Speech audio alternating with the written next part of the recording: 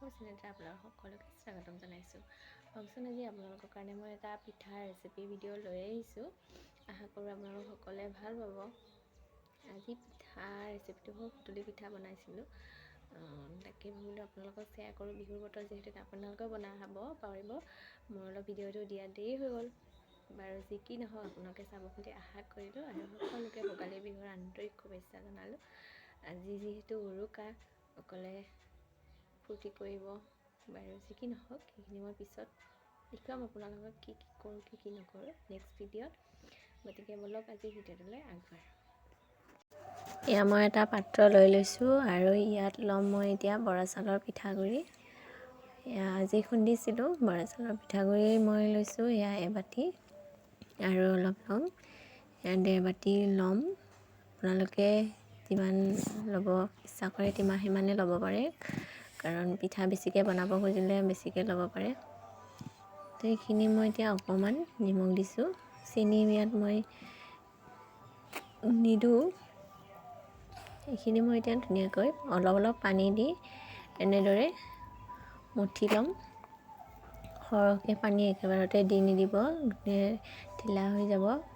গতিকে কমকৈ দি এনেদৰে কৰি যাব। পিঠাটো খাবলৈ খুবেই ভাল হয়। আমাৰ অসমীয়া পৰম্পৰা যিহেতুকে বহুত নামৰ পিঠা আছে। সুতুলি পিঠা, জোন পিঠা, তিল পিঠা, নাৰিকল পিঠা এনেকুৱা ধৰণৰ। তাকে আপোনালোকৰ লগত শ্বেয়াৰ কৰোঁ। এইখিনি এনেদৰে মঠি ল'ব ধুনীয়াকৈ, ডোটো অলপ টান হোৱাকৈ।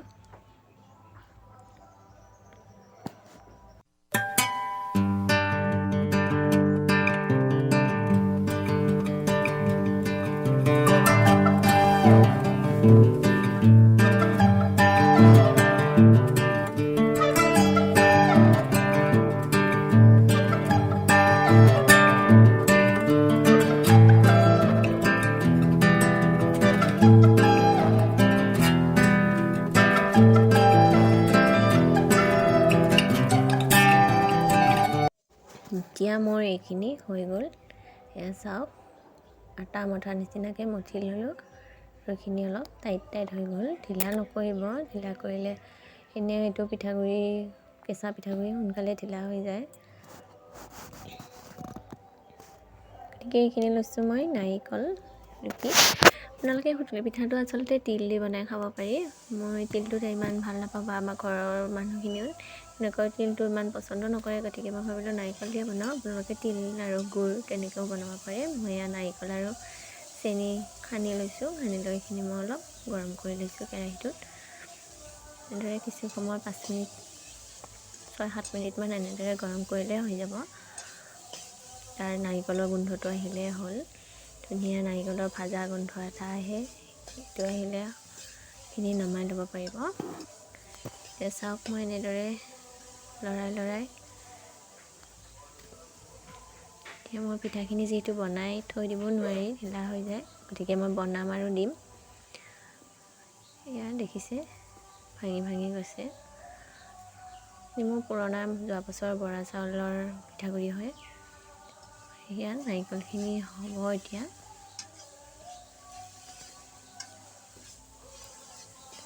চেনিখিনি গলি যাব যেতিয়া, নাৰিকলখিনি অকণমান গোন্ধ এটা ওলাব ভাজা তেতিয়া জানিব এইখিনি হৈ গ'ল। আৰু এতিয়া এইখিনি মই কিছু সময় ভাজিম, তাৰপাছত এইখিনি নমাই দিম।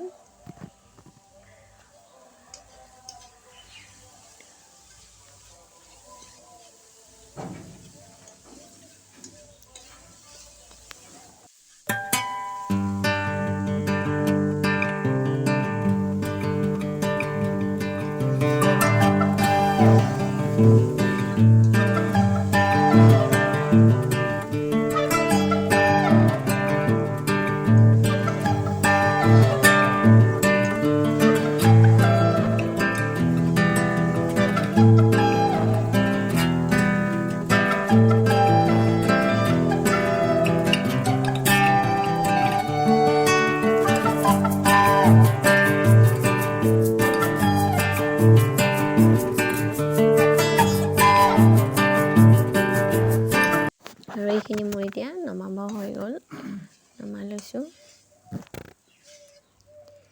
এইটো কেৰাহীতে আকৌ মই তেল দিম।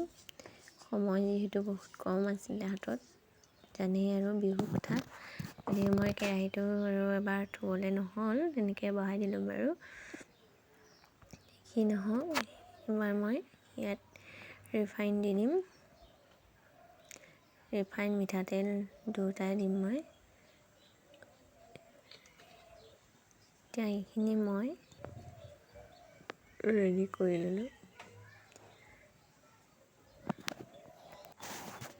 এতিয়া মোৰ তেলখিনি গৰম হৈ গৈছে, কাৰণ কেৰাহীটো আগৰে গৰম আছিলে, গতিকে এতিয়া মই এইখিনি এনেদৰে বনাই লৈছোঁ। চাওকচোন আপোনালোকে, মই ইমান সম্পূৰ্ণকৈ দেখাব পৰা নাই, তথাপিতো দেখুৱাব চেষ্টা কৰিছোঁ।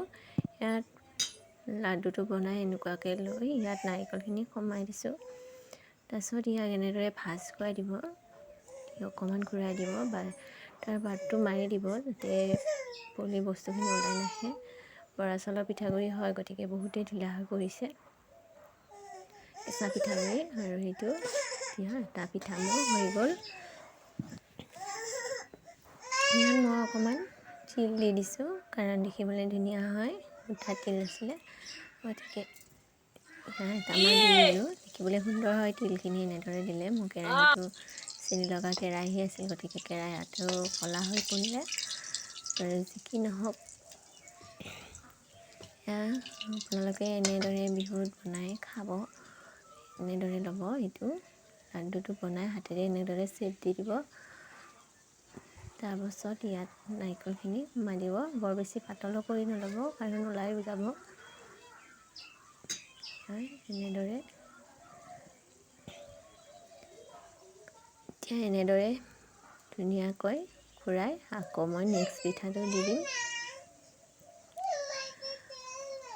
ইয়াত তিল দিবও পাৰি, মই কৈছোঁ আপোনালোকক।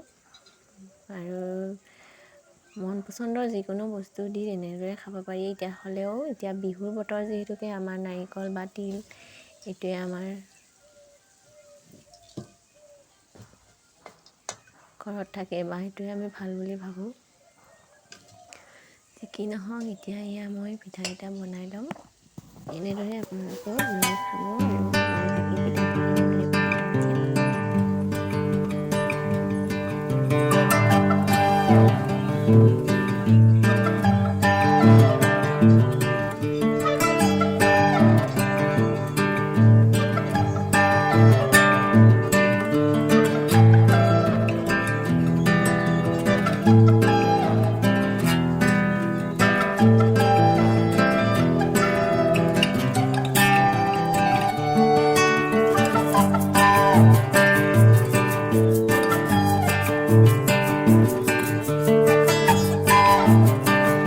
আৰু মোৰ এতিয়া পিঠাখিনি হৈ গ'ল, সেয়া চাওক।